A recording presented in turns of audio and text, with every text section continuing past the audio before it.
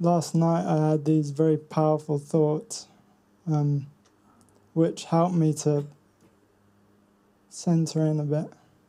To center? Yeah, to center. Okay. And saw this monkey business that happens up here, and feeling so outside and this and that. I didn't come here for that. And you didn't come here for what? I didn't come here for this, for this monkey business. Oh, the monkey business is here. Yeah, okay. Yeah, of course. Mm-hmm. Can you live in harmony even when the monkey business is there? The monkey won't go away.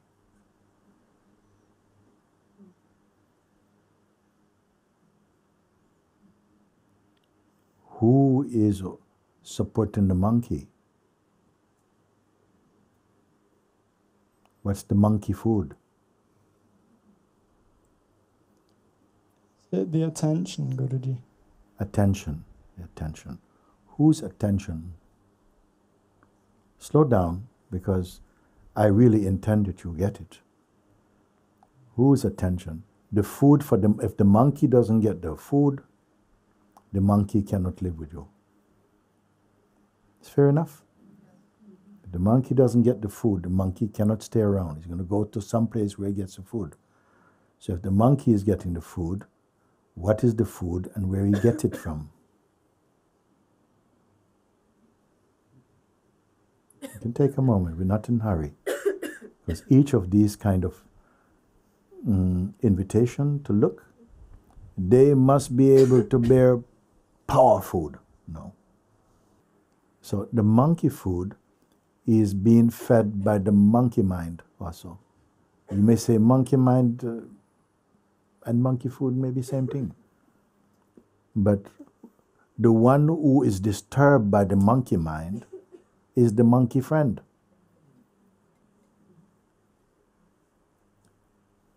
You are not this monkey friend. You are not the monkey or the monkey friend. But we have a very strong tendency to identify as the monkey friend or the monkey victim. And that victim is personal identity. Personal identity. It is a form of the mind in the shape of personal identity, the I. The term I really indicate consciousness. When you say I, it means I or I am, I consciousness am. That's what it really means. But it's been hijacked a little bit to become the person. The belief I am this body and my conditioning, and the one who says, yes, I'm going to Casa Nirvana, I'm going away next week, and I like this, I don't like that, I had a good satsang. This I, and goes largely unquestioned. And that is the main monkey food. Can anybody recognize through what we're sharing that no monkey food, no monkey? Some years ago in London, very famous place, Trafalgar Square. It was very, very famous tourist place. And one of the things it was famous for was thousands of pigeons was coming there. And somebody was making business out of it also. The tourists they had made millions of postcards with pigeons in Trafalgar Square. So people were actually coming, and photographers, in those days Polaroid cameras, they were selling corn, box of corn, maybe €1 or €2. So the pigeons would come eat the corn, and then you can have, heat the corn, put some on your hair, pigeon sit on your head, take picture, send it home. I've been to London. It was like that. I've been to London, and all I got there is monkey shit on my hair, whatever it is. It was like that.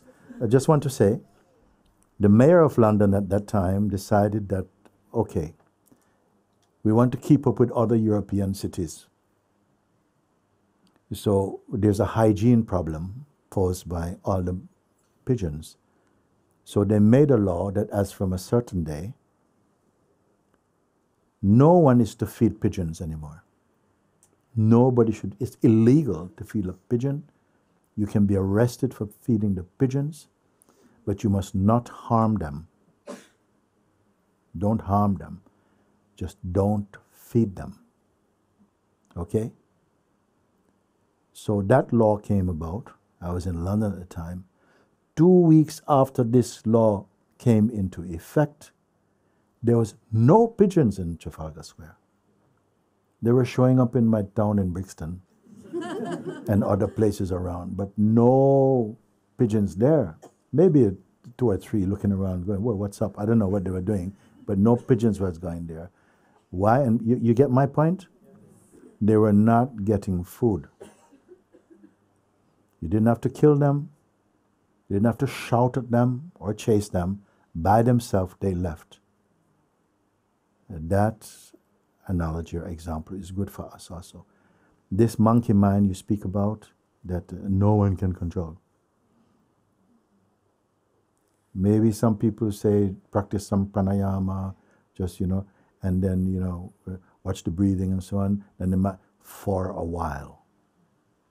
Stop pranayama, monkey back in the tree. It's like that. How to stop monkey mind? And I show you a simple way, that you continue just observing. When you observe anything, if you observe the mind with detachment, without logging into its energy, if you observe anything, it automatically slows down.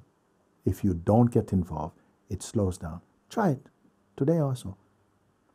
Just by being aware of it, not fighting, not judging, being aware, but being aware of being aware.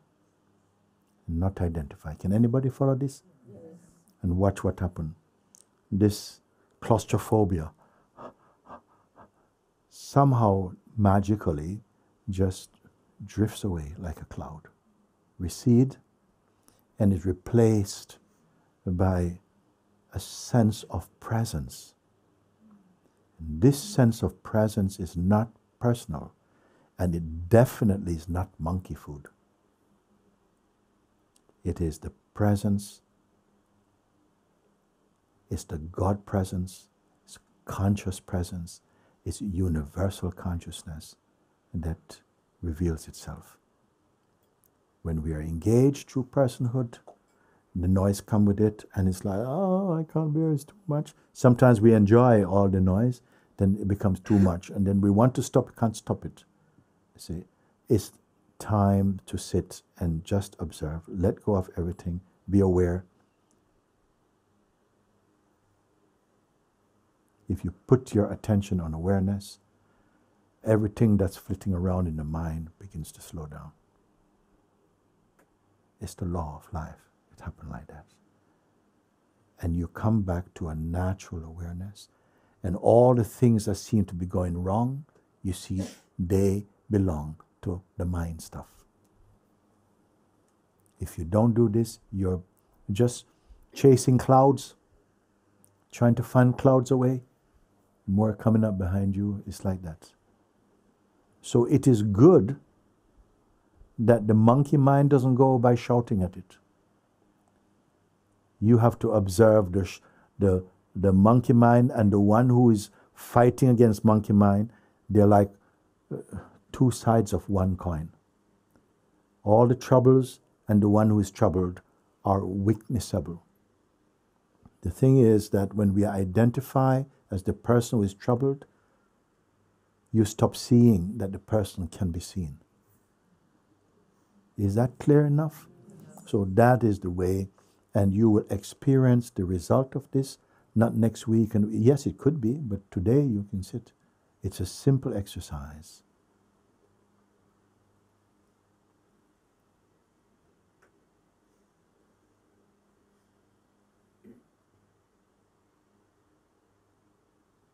And it works. There's no one it does not work for. This advice, if anyone is open, I could give this to an emperor, I could give it to a beggar, I could give it to a thief, I could give it to a doctor, I could give it to a dying person. I could give it to someone who is suffering from mental disorder. If they can follow it, it works. And that's why I say it is a universal pointing. It's not merely a religion, it works in this religion, not for that. No. Beyond that, you could be an atheist also. You follow, it works. So, and it is simple. My question is, then why is it not made use of? Why? Guruji, in the few, is there anything you see? Huh? Is there anything you see in the way? If there's anything I see in the way, Yeah. is lack of application. And I wondered about it. Why is this happening? And I see, actually, that we have a strong investment in the sickness. You don't like to hear that?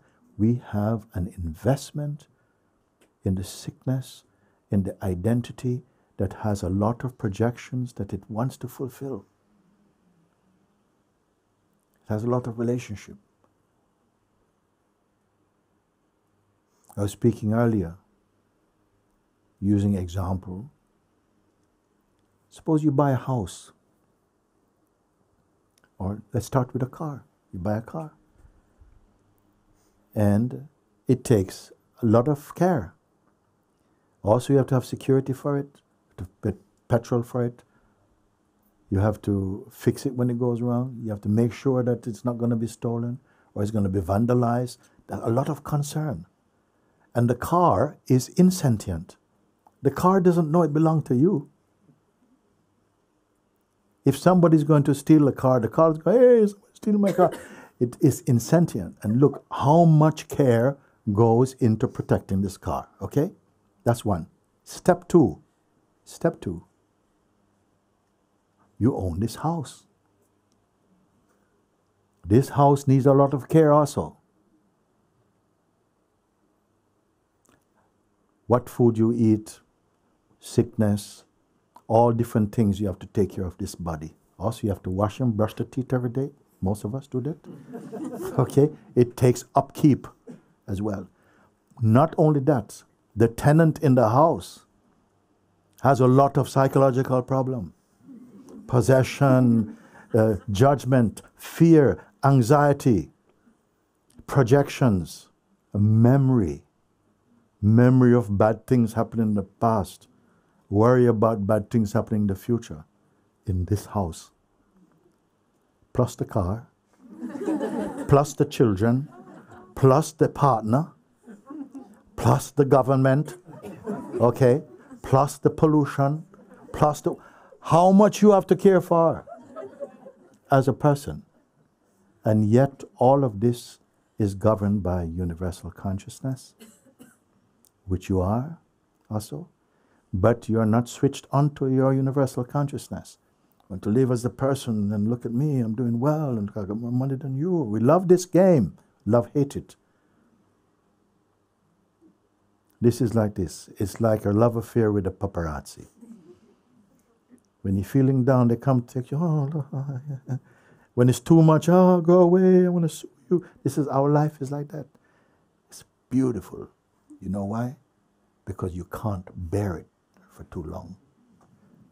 And then it forces you to be searching for something. There must be something much more easy than this, better way than this. I wonder how you all came here. Searching for something because this guy is uncontrollable. You want to switch him off? Try. Switch him off. So I show you something. Begin to observe with detachment and see what happened.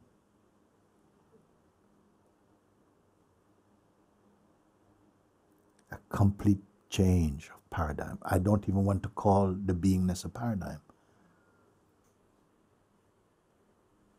And you're free to question it, But try it and look.